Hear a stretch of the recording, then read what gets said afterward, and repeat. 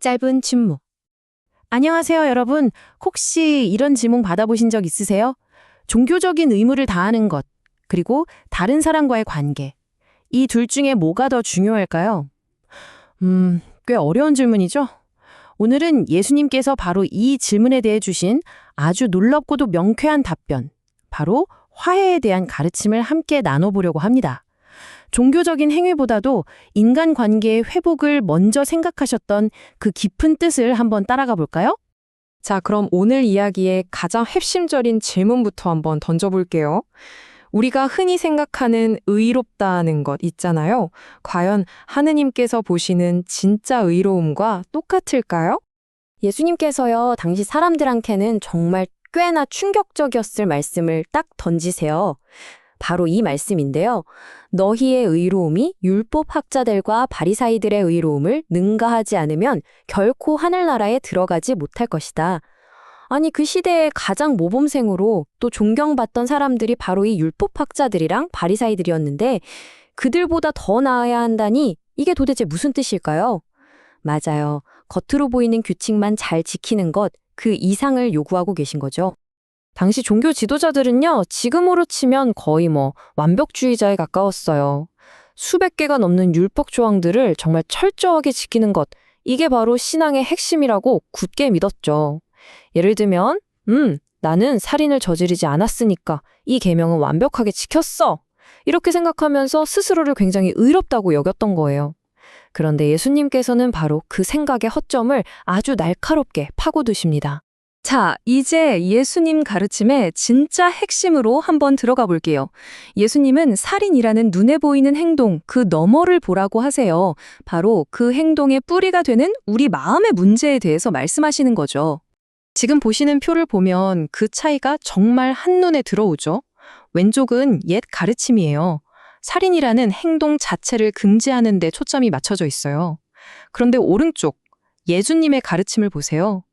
훨씬 더 깊이 들어가서 우리 마음속에 있는 분노와 모욕까지도 문제로 삼으십니다. 그러니까 단순히 누군가를 해치지 않는 걸 넘어서 한 사람의 인격과 영혼 그 자체를 존중하는 것. 이게 바로 생명을 존중하는 진짜 의미라고 말씀하시는 거예요. 이 말씀 정말 무섭지 않나요? 자기 형제에게 성을 내는 자는 누구나 재판에 넘겨질 것이다. 그리고 자기 형제에게 바보라고 하는 자는 최고위에 넘겨지고 멍청이라고 하는 자는 불붙는 지옥에 넘겨질 것이다. 아니, 그냥 화 좀 내고 모욕적인 말 좀 했다고 해서 그 결과가 실제 살인과 같은 무게로 다뤄진다니, 이 말씀은 우리 마음 상태와 우리 입에서 나오는 말이 얼마나 중요한지 정말 극명하게 보여주는 대목입니다. 바로 이게 영적 살인이라는 개념입니다. 눈에는 보이지 않죠. 하지만 마음속 분노와 멸시가 담긴 말은요, 상대방의 영혼에 마치 칼처럼 박혀서 정말 깊은 상처를 남겨요. 그 사람의 평화를 송두리째 빼앗는 행위인 거죠. 그리고 더 무서운 건 뭔지 아세요?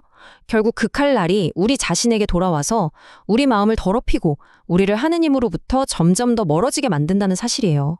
그렇다면 이런 영적 살인을 피하고 진짜 의로움으로 나아가려면 우리는 대체 어떻게 해야 할까요? 예수님께서는요, 우리가 하느님 앞에 나아가기 전에 반드시 꼭 먼저 해야 할 일이 있다고 말씀하십니다. 자, 이 장면을 한번 생생하게 상상해 보자고요. 내가 지금 하느님께 가장 귀한 예물을 바치려고 딱 제단 앞에 섰어요. 바로 그 순간 문득 나 때문에 상처받고 힘들어하는 누군가의 얼굴이 떠오르는 거예요. 그때 예수님께서 뭐라고 하실까요? 괜찮아, 예배부터 드려. 이게 아니에요.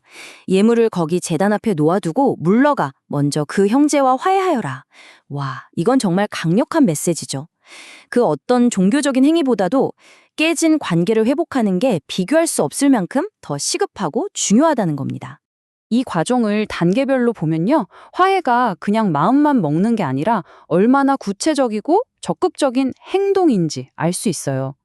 그냥 갈등을 기억해내는 데서 멈추는 게 아니죠. 하던 일을 딱 멈추고 내가 먼저 움직여서 화해를 청해야 한다는 거예요. 그런 다음에야 비로소 우리의 예물이 하느님께 기쁘게 받아들여질 수 있다는 거죠.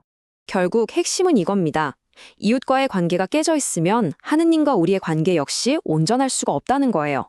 왜냐하면 이웃 사이에 만들어진 그 단절과 불편함이 곧 하느님과 우리 사이를 가로막는 보이지 않는 벽, 영적인 장벽이 되기 때문입니다. 아니, 근데 하느님께서는 왜 이렇게까지 관계의 회복을 중요하게 여기시는 걸까요? 그분의 진짜 속마음은, 그분의 뜻은 과연 뭘까요? 구약의 에제키엘 예언서 18장 23절 말씀을 보면 하느님의 마음을 살짝 엿볼 수 있습니다.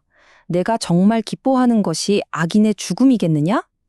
악인이 자기가 걸어온 길을 버리고 돌아서서 사는 것이 아니겠느냐? 하느님께서 정말 기뻐하시는 건 누군가를 심판하고 벌 주는 게 아니라는 거죠. 오히려 잘못된 길을 가던 사람이 다시 돌아와서 생명을 얻고 깨졌던 관계를 회복해서 공동체 안에서 다 함께 살아가는 것. 바로 그게 하느님의 진짜 바람이라는 겁니다. 맞습니다. 하느님께서 우리에게 진짜로 원하시는 건 차가운 규칙을 그냥 지키는 게 아니에요. 깨어진 관계가 회복되고 우리가 서로 사랑 안에서 생명을 풍성하게 누리는 것.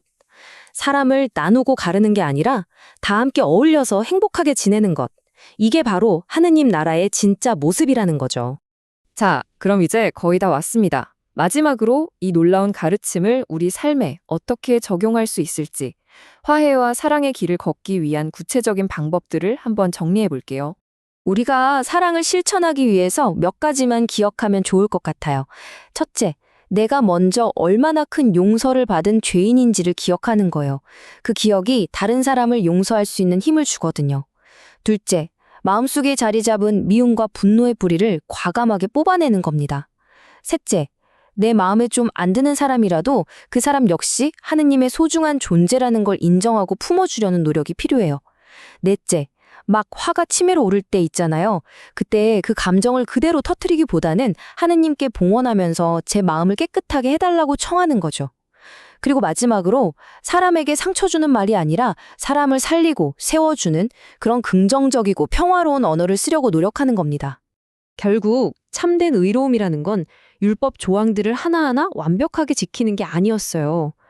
율법이 진짜로 가리키고 있는 그 방향, 바로 사랑을 완성하는 것이었습니다. 내가 먼저 다가가서 화해하고 진심으로 용서하고 서로를 아끼고 사랑하는 것. 이게 바로 율법의 완성인 셈이죠. 오늘 함께 나눈 이 가르침은 이제 우리 각자에게 조용한 질문 하나를 던집니다. 혹시 당신의 마음속에 아직 풀리지 않은 원망이나 불편함으로 남아있는 관계가 있나요? 오늘 당신이 먼저 다가가서 화해의 손을 내밀어야 할 바로 그 사람은 누구입니까?